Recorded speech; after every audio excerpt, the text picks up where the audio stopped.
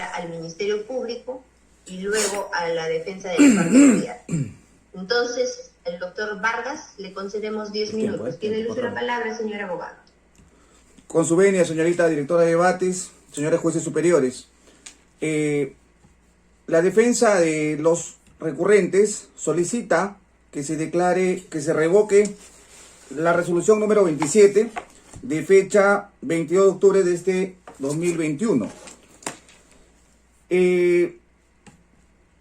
Se revoque, señores magistrados, en todos sus extremos, debido a que subsiste un grave vicio, tal como ha señalado el Tribunal Constitucional y lo ha explicado en reiterada jurisprudencia sobre la motivación aparente. Esto es, cuando una determinada resolución judicial, si bien contiene argumentos de razones de hecho y de derecho, que justifica una decisión del juzgador, pero estas no resultan pertinentes para tal efecto, o sea, para el objeto de ese proceso, sino que son falsos, simulados o inapropiados en la medida en realidad que no son idóneos.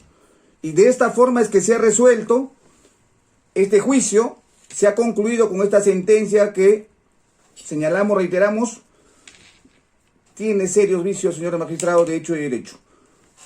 Señalaremos, señores magistrados, que se ha vulnerado el derecho a la presunción de inocencia como principio de derecho, al derecho a la debida motivación, como he señalado, vulneración al derecho a la imparcialidad judicial, derecho a la prueba y tutela judicial efectiva. Bien, la defensa va a resumir en 3 aspectos esta apelación. Primero, señalaré sobre una cuestión típica. ¿Sí? No hay que olvidar, a pesar de la ley 30.064, esta ley se ha hecho para resolver casos, no para complicar casos. Y la cuestión típica es importante, porque como queramos, la ley 30.034 se resuelve en un proceso penal, en este caso con el artículo 122b de nuestro catálogo penal. Y la cuestión típica como categoría es exigible para la comisión del delito y aquí no se ve. Segundo, la contextualización del escenario de los supuestos hechos acaecidos el 14 de julio de este año, materia de apelación. Tercero, un fenómeno probatorio que se ha dado direccionado a condenar, no a resolver una controversia penal. Señores magistrados, reitero, el expediente 4298-2012 exige nuevamente, mediante el proceso de amparo en Lambayeque, Roberto Torres González, el derecho a la debida motivación. No lo voy a señalar. Sin embargo, el artículo 122 del catálogo penal tipifica el delito, ¿sí? Tipifica en 2 supuestos, a una mujer en su condición de tal o a integrantes del grupo. En este caso, se ha resuelto por integrantes del grupo. La violencia hacia una integrante del grupo, señores magistrados, es una acción o omisión que está regulado en la ley, en el artículo 6 y 8 de la ley 30.06364. Y contextualiza el escenario. Debe haber una relación, por ejemplo, responsabilidad, confianza o poder. El fiscal postuló relación de confianza. Relación de confianza. En el caso concreto, el acuo supuestamente justifica esta resolución señalando que había una relación de confianza. Sin embargo, no se ha aprobado esa relación de confianza. Más aún, cuando el propio Ministerio Público ofreció medios de prueba, o sea, otras denuncias de la agraviada contra mi cliente, contra mis clientes. Sin embargo, no se ha tomado en cuenta que mi cliente tenía 5 denuncias atrás contra el hijo de la agraviada, que ha sido la causa de todo este conflicto. La relación de confianza se entiende que entre estos 2 señores, entre estos sujetos activo y pasivo, podemos decirlo en el derecho penal, debería haber cierta confianza y eso ya se había perdido.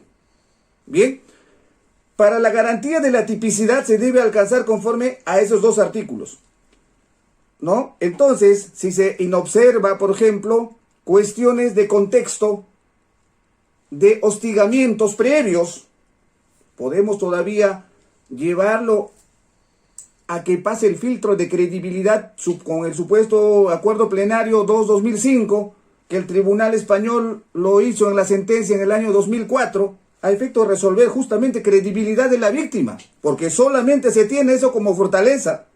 Lo que ha dicho hay que creerle a la víctima, a la agraviada, ¿sí? Sí ha ofrecido denuncias policiales, pero si fuese en tema de cantidad, la señora Quispitongo Mariga ha denunciado 5 veces y 3 archivos con la misma fiscal. La fiscal archiva los casos de la señora Quispitongo y promueve lo de la señora Achuli. Señores magistrados, el origen de este conflicto es patrimonial. Sí, el abogado dice patrimonial, pero no ha sustentado. Claro que sí, señores magistrados. Justamente por eso decimos, el fenómeno probatorio tiene que ver que el juez, el ACUO, motiva la resolución como para condenar. O sea, una motivación aparente. ¿Y por qué señalo esto? De la misma prueba de cargo que se ha ofrecido. ¿Y cuál es la prueba de cargo? Incluso que en la sentencia se hace mención. La declaración de la menor. ¿Sí? La declaración de la menor no ha sido en el parámetro que se señala en la sentencia. Regresando a la carpeta fiscal, verificaremos la declaración de la menor y es indistinto. Señala que la abuela, o sea, la agraviada, le obligaba a hacer tareas domésticas. No dice que se iba con la mamita a ayudarlo. Le obligaba y dejando sus labores escolares académicas, se iba a hacer cosas de la casa. Además, esta menor ha sido golpeada, ha sido violentada con denuncias en marcha, señores magistrados. Pero la menor ha dicho, yo no escuché nada el día 14. ¿Pero qué dice la juez? ¿Cómo va a escuchar si justamente ahí va la correlación de la víctima? Porque dice que, pues, entre ellas nomás habrían discutido. Hay que contextualizar el lugar de los hechos. La habitación de la señora Quispitongo está aquí, de la procesada, y al frente está de la suegra de la señora Achuli. Están frente a frente, ¿cómo no va a escuchar? Señores magistrados, aquí hay 2 procesados, 2 apelantes. En principio dice que había una discusión al mediodía mientras hacían el almuerzo entre la señora Marisol Quispitongo y la señora Achuli, la agraviada. Pero se ingresa al proceso al señor Carlos Antonio Falcón. A esa hora, señores magistrados, el señor Carlos Antonio se encontraba en terminal de pesquero como hoy está trabajando. Y se dice de la propia declaración primigenia, se constata ello. Sin embargo, el resumen de la sentencia dice que se encontraban con los acusados allí reunidos el día 14 de julio. Eso es una falacia peligrosa para el derecho, porque con eso se ha condenado. O sea, al señor Falcón Quibio se le ha condenado prácticamente por nada. Por nada. Dice que la señora llamó por teléfono a él y que por teléfono le ha dicho lo que le ha dicho. Lo cual representa, dice, una afectación psicológica. ¿Ha presentado un medio de prueba sobre esa llamada? Absolutamente ninguna. ¿En qué circunstancias se desarrolló supuestamente los hechos del 14 de julio? Se desarrolló, según la agraviada, pues cuando estaban cocinando. Era 12 del mediodía. 12 del mediodía. Sobre ello hay elemento de prueba, hay testigos, ninguna. ¿Quién es la testigo? La única testigo, la agraviada. Entonces, ¿cuál es la fortaleza de la acusación o de la sentencia? Lo que ha dicho la agraviada. Hay que hacerle pasar el test de certeza. Los 3 criterios tienen que ser consecutivos, según el acuerdo plenario 2-2005. Para la defensa ya no, porque existen elementos espurios, odio. Ya había odio, señores jueces, entre las partes. ¿Por qué? Porque como ha manifestado la propia menor, todos vivíamos felices hasta que murió el abuelo. Muere el abuelo en el año 2017 y existe una pugna por la casa, porque el esposo, el procesado Carlos Antonio, es hijo también. Y una de ellas nomás se ha hecho con la casa. Por eso existe ese elemento que no se ha tomado en cuenta. Señores magistrados, además, señala que la señora Quispitongo no se ha tomado en cuenta en el juicio oral los ofrecimientos de prueba. O sea, como bien dice la sentencia, no se admitió medios de prueba de la defensa del acusados. A eso responde, nosotros somos abogados solo de apelación. Por eso, señores magistrados, tenemos que decir, además de que no ha pasado el filtro de certeza de la agraviada, subsiste que se ha realizado la pericia psicológica en un solo día, pero no en un día, 24 horas, ni en 12, ni en 8, ni en 5, en 3 horas. Y la norma, la regla, para eso existe la regla, reglamentar, dice que debe realizarse en 2 sesiones, en días consecutivos. Es que esos son lineamientos que justamente el Ministerio Público hace. Entonces no se ha sometido a ello. La señora vive en una comunidad, está cerca donde se ha realizado la pericia. Bien, señores magistrados, esas consideraciones nos hace prever de que existe una motivación aparente, existe una distorsión de los hechos. Se ha recogido la declaración de la menor justamente para justificar, y no es así. La declaración primigenia de la menor tiene otro sentido. Bien, además, el fiscal a cargo de este caso ha archivado una denuncia de esta señora recurrente, justamente con un vicio, por eso se le ha denunciado penalmente por omisión de funciones y también a su órgano de control, lo cual es una consecuencia de que no estamos de acuerdo con lo que está pasando. Si hay que condenar, señores jueces, hay que hacerlo, pero no podemos ser parte de una que se consienta una sentencia llena de vicios.